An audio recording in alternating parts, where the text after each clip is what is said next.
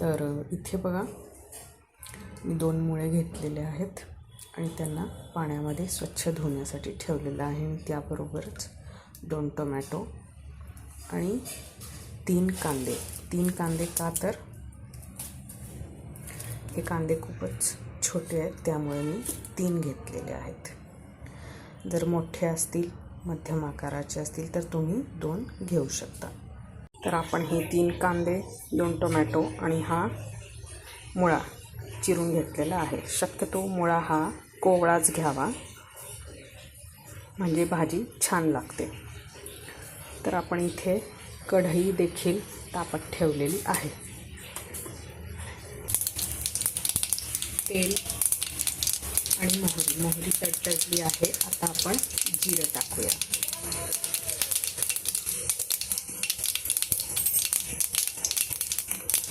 जिरंही तडतडले. आता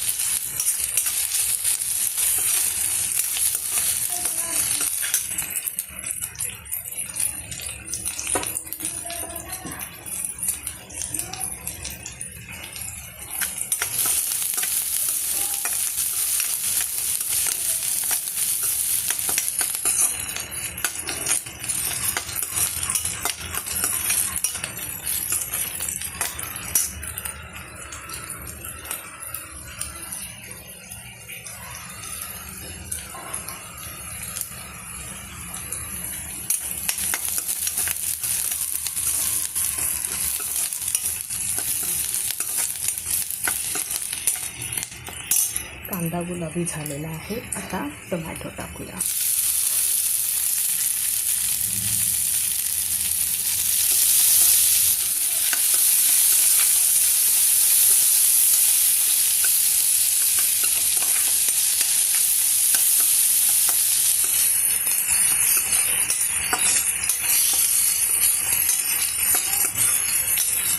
टोमॅटो 2 ते 3 मिनिट परतलेला आहे.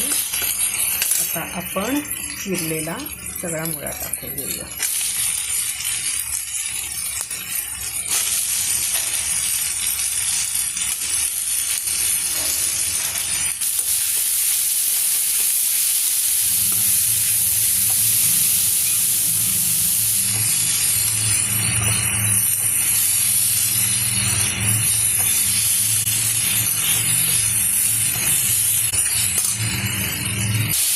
चवीपुरतं मीठ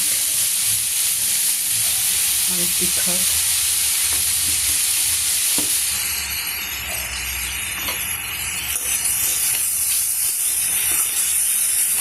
भाजी छान वाफलेली आहे.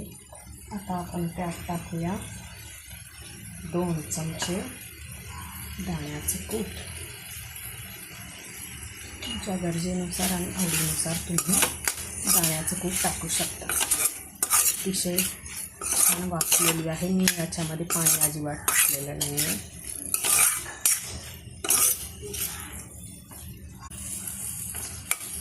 अतिशय कट होतं.